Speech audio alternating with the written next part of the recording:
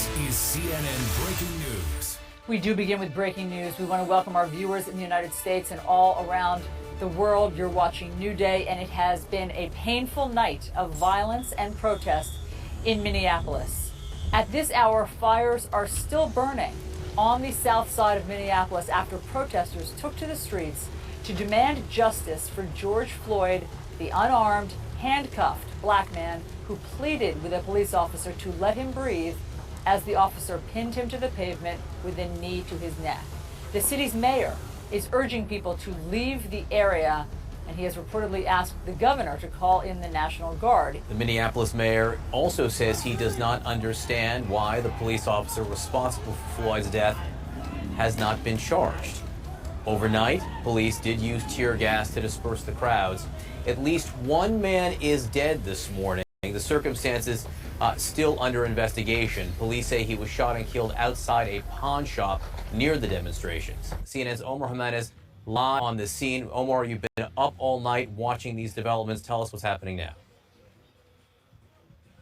Well, John, frankly, Minneapolis is waking up to parts of its city on fire. Parts like where we are standing right now, basically across the street from the Minneapolis Police 3rd Precinct, which has really been the central location for these protests. Protests that, as you can see, devolved into riots and multiple structures on fire. You just, as we pan over, you see the smoke billowing across the entire southeast Minneapolis area here. And this, as smoldering and as on fire as it is, when we first got here, right before that or so, this was a 2-story building. There was a whole other section that was completely engulfed in flames and then eventually collapsed. Now you go across the street from this building. You see how the police are set up in the middle of the road right here. They had formed a little bit of a roadblock to prevent people from going across the street into literally what was an active scene of fire this morning. And across the street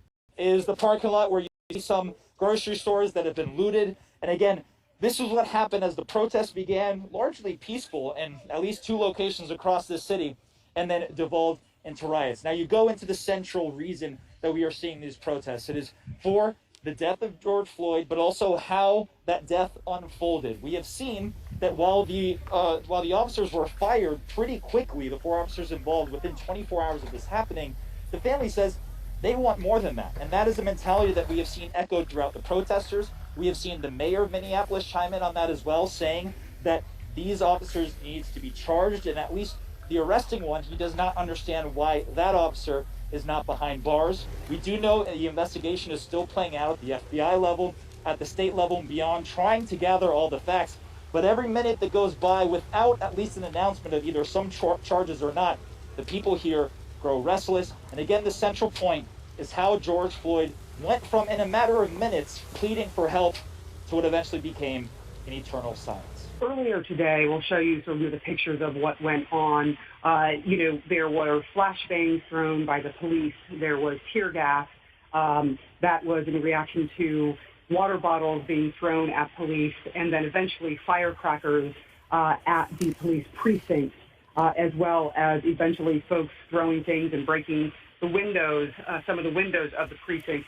But police responded in force. They came out, flanked the entire side of their precincts, and you saw chaos just erupt. People were running. There was, it looked like the same picture as I have covered protests around the world, the same picture that we saw, for example, in the early days in Ferguson, although there were not the military-style vehicles that were used in that particular protest. Instead, what you saw is protesters, for example, moving things like huge garbage cans into the way, police walking in a line trying to push people back, and that constant back and forth between police and protesters. A lot of the protesters with their hands up. That's just become, a chant in the United States, the hands up, don't shoot.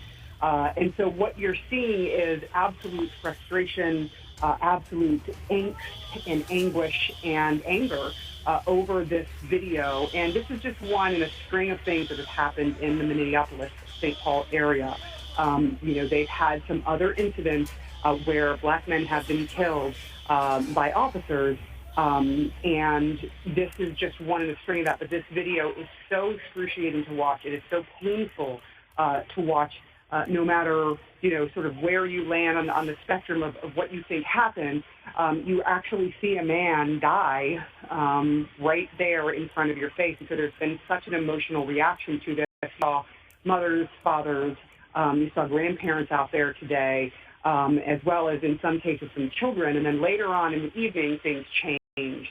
As night fell, I was outside watching as suddenly the flashbangs and the back and forth got very serious. We saw what appeared to be Molotov cocktails that were sort of sitting, and we were waiting to see what the protesters were going to do with those. The rest of the group of protesters are sort of standing back and having that conversation and yelling at police. And then suddenly a fire broke out. Fire broke out at the AutoZone, and it was engulfing the entire, you could see the smoke just billowing. That particular store is right across the street from the 3rd precinct, the police precinct here in Minneapolis, where people have been protesting. On top of that, you saw people break into eventually a wine and spirit store, and suddenly, a dozen people went in and started taking things out, looting that store, and then all hell broke loose, for lack of a better word, at the Target, where we saw people going in and just taking cartloads of things out of Target, putting that in their cars. It turned into a melee and a reaction that, some people at the very beginning of this who were out there in the daytime, some elders who were out there in the daytime, African-American leaders, saying, please don't do this. Please don't let this deteriorate. Violence begets violence. But there is a way to go about this. But there are others who were saying, we are so angry, you can fix stores and you can repair windows, but you can't bring back this life. And this is their reaction to that. And you are still seeing that go on now. And there is still smoke billowing. There are still firefighters trying to control that. There are still police out, and there's protesters as well. Pendo is the only complete product.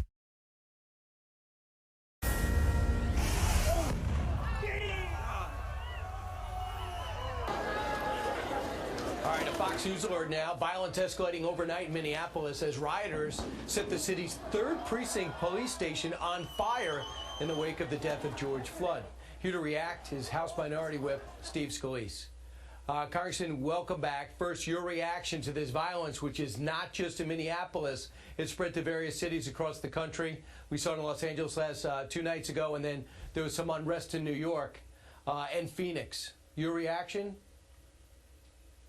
Yeah, Brian, first of all, it was just disturbing watching the video of what happened to George Floyd. We all mourn his loss, and justice needs to be served there. But just going out and destroying cities is not an answer to that. Let's push for justice to be served. And you see local officials recognizing that this has to be addressed, what happened to George Floyd. And let's not tarnish his memory with that kind of reaction. So the president tweets out his unhappiness with how this is being handled by the mayor, says, I'm going to call in the National Guard. Twitter doesn't like what he said, so they put some disclaimers on there. This hours after he put together an executive order that would rein them in and make them accountable, almost like a publisher instead of a host. What's your reaction to them seem to be targeting the president? Well, it's concerning that Twitter seems to be picking sides now politically, and it seems like they're carrying out a vendetta against the president. That's not supposed to be their role. They present themselves as a public square. This isn't, just a private company. This is a company that says they are a private square, and yet they're only censoring selectively, it seems like, the thoughts of conservatives and high-profile conservatives, including the president. Twitter really needs to reevaluate what they're trying to do, because they're going to literally force the creation of an alternative that's not going to be censoring and selectively censoring at worst. I find this somewhat intriguing because I know Democrats have complained too more about Facebook than Twitter, about the way it's handled, because the administration, obviously the campaign was much better at it. So I'm curious to see if they're going to get on board with anything. But meanwhile, let's pivot. Yesterday, Speaker Pelosi decides to cancel a planned vote on FISA because the president made it clear he was going to veto it. Are you against FISA, or you just want to reform it to the 17 violations pointed out by Michael Horowitz? Well, clearly, FISA needs to be reformed because it's well known how it was abused, and it was abused by people within the Justice Department, the FBI, to try to take down a candidate for president of the United States and Donald Trump. And so there has to be accountability. But look, FISA has been used successfully in the past to track terrorists abroad. It's why the law was created, but it was a very narrow scope, and the way it was used was supposed to be in a way that only applied to terrorists or Americans who were abroad fighting with terrorists, not to spy on a candidate for president or people that were working around him. And so the FISA court has to fix their problems internally. The bill was trying to do some reforms, didn't go far enough, clearly, but at the same time, there was more work that needed to be done. And then you throw in the fact that there still has been no accountability, Brian. There has to be accountability for those people that abused the FISA court, that did other things illegally within the FBI. Some of those people need to go to jail. And I think once that happens, you'll see an ability to come back together and get this program back on track in a right way with proper guardrails and reforms. But it wasn't ready for prime time. I'm glad they pulled it. We had the votes to kill it, and we worked hard to make sure that the bill would have died if it came to the floor. Congressman, only 30 seconds left, but real quick. A lot of people say going after the origins of the Russia probe, the Mueller probe, is a distraction in this time when you have a pandemic. What do you say to those critics who say we don't need this distraction now? Well, it might be a distraction to the people who are about to get caught with their hand in the cookie jar. I mean, these are people who literally used the FBI. There were FBI agents, not the, by and large all of them, but FBI agents who used their position to try to take down a candidate for president of the United States. We all ought to be concerned about it. There needs to be accountability, and those people need to go to jail who abused their power and broke the law. It looks like they're going to be lining up a whole bunch of familiar names from Brennan to Comey to Yates as early as next week, led by, on the Senate side, with Senator Ron Johnson. So we'll see what happens. Minority Whip Steve Scalise, thanks so much. Brian, great to be with you. Thanks. We have a really good life in Chicago. He's just going to see.